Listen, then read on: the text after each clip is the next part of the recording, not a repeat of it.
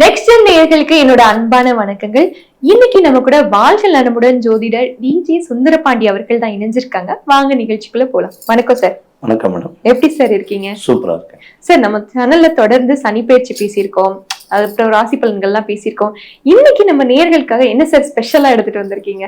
அதாவது பொதுவாகவே பாத்தீங்கன்னா நம்ம மாத பலன்கள் ஒவ்வொரு வீடியோலையும் போட்டுக்கிறோம். ஒவ்வொரு மாசமும் கிரக நிலையில வச்சு சொல்லிட்டு இருக்கோம்.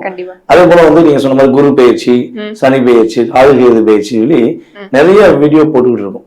ஆனா இப்ப வரை நம்மளுடைய சேனல்ல பாத்தீங்கன்னா ஒவ்வொரு ராசிக்கான குணாதிசயங்கள் சொல்லியிருக்கு. இப்ப பாத்தீங்கன்னா காலசக்கரத்துல 12 ராசிகள். இந்த 12 ராசிகள் பாத்தீங்கன்னா ஒவ்வொரு ராசிக்கும் ஒவ்வொரு விதமான கேரக்டர் இருக்கும்.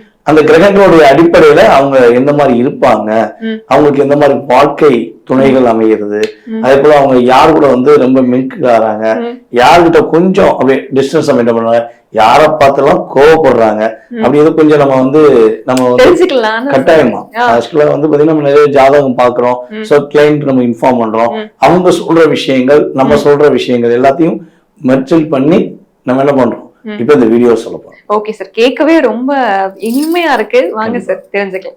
கண்டிப்பா தெரிஞ்சு. சிம்ம ராசி நேயர்கள் பத்தி பேச போறோம் சார். பேசும்போதே அப்படி சொல்லும் போதே ஒரு கம்பீரமா இருக்கு. அவங்கள பத்தி கொஞ்சம் சொல்லுங்க சார்.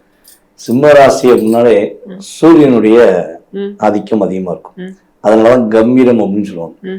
சிங்கம் அப்படின்னு சொல்லுவாங்க பாத்தீங்களா, அது சிம்ம ராசிக்காரங்களுக்குரிய ஒரு எம்மலம் அப்படின்னு சொல்லலாம். அது அப்படியே ஒரு தோரணையா உட்கார்ந்து ஒரு பல பேருக்கு அறிவுரை சொல்லக்கூடிய ஆற்றல், ஆளுமை திறன் அதிகமா இருக்கக்கூடிய நபர்களே நம்மளுடைய சிம்ம ராசிக்காரங்க தான். மேச ராசிக்கு நிகராக இருக்கக்கூடிய ஒரு தன்மை நம்மளுடைய சிம்ம ராசிக்கு இயல்பாகவே உண்டு. தன்னுடைய வாழ்க்கையின் லட்சியத்தை அடையும் வரை தூங்க மாட்டாங்க.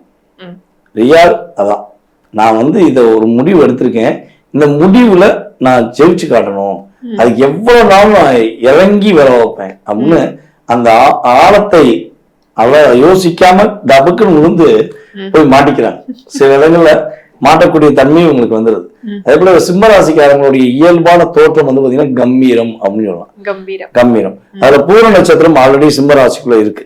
அப்ப அழகிய ஒரு முக பாவனை அவங்களுக்கு இருக்கும். நம்ம சிம்ம ராசி பெண்கள் எல்லாம் பாத்தீங்கன்னா பூர நட்சத்திரத்தை பிறந்தவங்க எல்லாம் இயல்பாக அந்த ஃபேஸ் அப்படியே பாக்குறதுல ரெண்டுமே இருக்கும். அந்த கம்பீரமும் இருக்கும், கவர்ந்திருக்கும் தன்மை. அதாவது ஆமா உன்னை நான் புரிஞ்சுக்கிறேன், நீ ஓகே பண்றியா அப்படிங்கிற மாதிரி அந்த தாட் அவங்க கண்ணாலே பேசுவாங்க. அது அந்த அன்பு எப்படி இருக்கும்னா, நீ என்னை சரியா பயன்படுத்தினா நான் உன்கிட்ட அழகு அந்த ஃபேஸ்ல சந்தோஷத்தை கொடுக்கேன், நீ என்னை தவறா பயன்படுத்துறேன்னா என் கண்ணாலே உன்னை எரிச்சிருவேன் அப்படின்னு அந்த கோபத்தை அவங்க காட்டக்கூடிய தன்மையை வேற லெவல்ல இருக்கும்.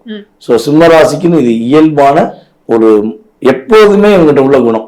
அடி வாங்கினாலும் நான் என் கேரக்டரை மாத்திக்கிற மாட்டேன் அப்படிம்பாங்கல்ல, அது மாதிரி இவங்களுடைய தாட் அப்படித்தான் இருக்கும். உறுதியான மனநிலையில இருப்பாங்க. ஒரு விஷயத்த முடிவெடுத்துட்டா அதுல ஸ்ட்ராங்கா இருப்பாங்க. அதே போல இந்த அடுத்தவங்களுக்கு ஒரு பிரச்சனை, அடுத்தவங்கன்னா யாரு கூட இருக்கவங்க எல்லாமே நம்மளுக்கு அடுத்தவங்க தான். அவங்கள நம்மள ஏத்துக்கிட்ட போதுதான் பிரச்சனை, அது ஒரு விஷயம். சோ இப்ப ஒரு கூட இருக்கவங்களுடைய நபர்களுக்கு ஒரு பிரச்சனைனா அத நம்மளுடைய மேசராசிக்காரங்க மாதிரியே இவங்களும் யோசிக்காம போய் ஹெல்ப் பண்ணுவாங்க. நைட்டு 11 மணி போன் பண்ணி சிம்மராசிக்காரங்கள நீங்க போன் பண்ணி எனக்கு ஹெல்ப் பண்ணணும், நான் உங்களை தான் நம்புறேன்னு சொல்லிட்டீங்கன்னா தூக்கத்தெல்லாம் விட்டு போட்டு கூட இருக்கவங்களுக்காக உதவி செய்யக்கூடிய ஆற்றல் இவங்களுக்கு இருக்கும். அதனால எதுவும் பிரச்சனை வருமா, நல்லது வருமா, கெட்டது வருமா யோசிக்கிறதே கிடையாது. நம்ம நம்பிட்டாங்கல்ல, நம்ம அந்த இடத்துல போய் ஹெல்ப் பண்ணிடணும் அப்படிங்கிற ஒரு தாட் இவங்களுக்கு எப்பொழுதுமே உண்டு. ஓகே சார், இப்ப அவங்க அடுத்தவங்களுக்காக ஹெல்ப் பண்றாங்கன்னு சொல்றீங்க. அப்ப உங்க வாழ்க்கையில இவங்க எந்த மாதிரி ஏமாற்றங்கள் எதிர்பார்த்து கிடைக்காம இருந்திருக்கல, எந்த மாதிரி விஷயங்கள் சரி அவங்களுக்கு? இவங்களுக்கு மெயினா பாத்தீங்கன்னா ஏமாற்றமே நட்புகளும் உறவுகளும் தான். நட்புகளும் உறவுகளும் இவங்களுக்கு பெரிய ஏமாற்றம். திருமண வாழ்க்கை மிகப்பெரிய ஒரு லாக். இவங்க லக்ன ரீதியாக மேக்சிமம் இவங்க லக்னமும் அவங்களுடைய பார்ட்னர் லக்னமும் 1-5-9 இருந்தா ஏமாற்றம் குறைவு. இல்லைன்னா திருமண வாழ்க்கையில ரொம்ப ஒரு லாக்காகி போராடி என்னடா ஏண்டா கல்யாணம் முடிச்சேன் அப்படிங்கிற மாதிரி ஒரு ஃபீல்ல வந்துடுவாங்க. ஏன்னா அந்த தோரணையை இவங்க இழக்க வேண்டிய தன்மை வந்துடும். இவங்க நீட்டா போகணும், பக்காவா போகணும்னு ஆசைப்படுவாங்க. அப்ப அந்த இடத்துல ஒரு என்ன பண்ணுவாங்கன்னா, இதே மாதிரி வாமா, இதே மாதிரி செய்யுங்க அப்படின்னு சொல்லி உரிமையா சொல்லுவாங்க. உடனே அந்த ஆப்போசிட்ல உள்ள பாட்டு என்ன பண்ணுவாங்கன்னா, என்னை கட்டாயப்படுத்துறியா, என்னை நீ கண்ட்ரோல் பண்ண நினைக்கியா அப்படின்னு அவங்கள வந்து தவறா புரிஞ்சுக்கிடுவாங்க. இந்த புரிதல்ல தவறா புரிஞ்சுக்கும் போதுதான் இவங்க ரொம்ப டிப்ரெஷன் ஆகும். ஏன் நான் உன்னை அழகா நீ சூப்பரா வரணும்னு ஆசைப்படுறேன் போல உன்னை கட்டாயப்படுத்தல அப்படின்னு இவங்க புரிய வைக்க ட்ரை பண்ணும்போதுதான் இவங்களுக்குள்ள உள்ள அந்த ஒரு என்ன சொல்ற தன்னம்பிக்கையை இழக்க வேண்டிய சூழ்நிலை வந்தது. ஸோ அதெல்லாம் இவங்களுக்கு ஒரு பெரிய லாக். அதை விட்டுட்டு இவங்களா வாழ்ந்தாங்கன்னா சூப்பரா லைஃப். Okay sir.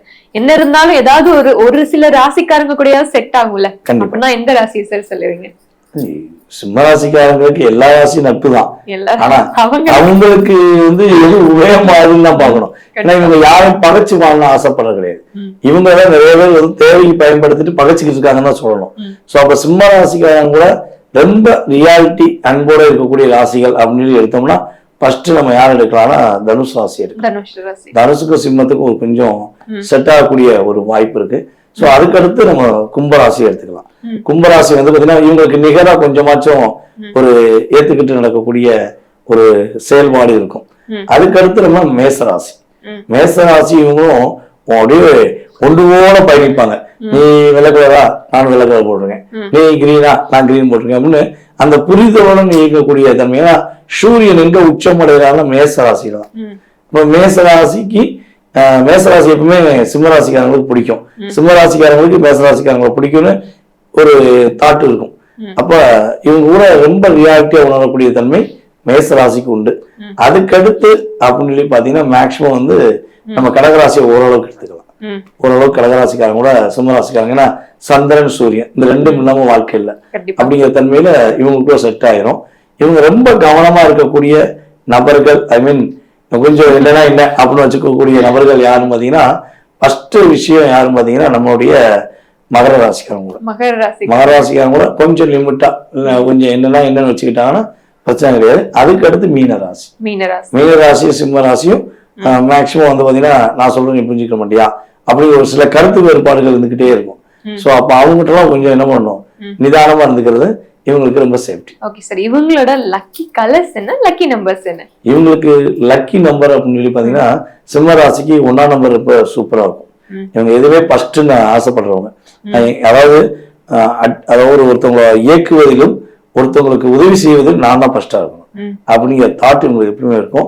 ஸோ அப்போ 1ஆம் நம்பர் இவங்களுக்கு சூப்பரா இருக்கும், 5ஆவது நம்பர் சூப்பரா இருக்கும், 9ஆவது நம்பர் இவங்களுக்கு ரொம்ப அற்புதமா இருக்கும். இந்த 1, 5, 9 இவங்க அதிகமா பயன்படுத்தும் போது இவங்களுக்கு வெற்றிக்குரிய வாய்ப்பு அதிகமா இருக்கும். Okay sir. இவங்களோட அதிர்ஷ்ட நிறங்கள் என்ன சார்? இவங்களுக்கு அதிர்ஷ்ட நிறம் அப்படின்னு பாத்தீங்கன்னா வெள்ளை கலர் இவங்களுக்கு நல்ல அதிர்ஷ்டம். அதுக்கடுத்து பாத்தீங்கன்னா இவங்களுக்கு மஞ்சள் கலர் ரொம்ப சூப்பரா இருக்கும்.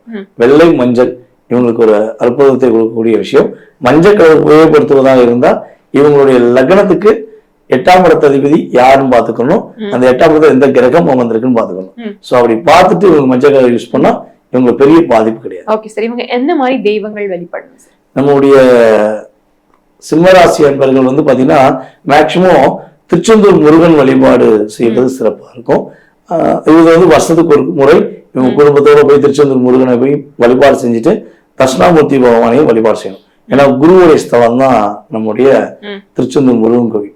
ஸோ இந்த 2 வழிபாடு அவங்களுக்கு சிறப்பா இருக்கும்.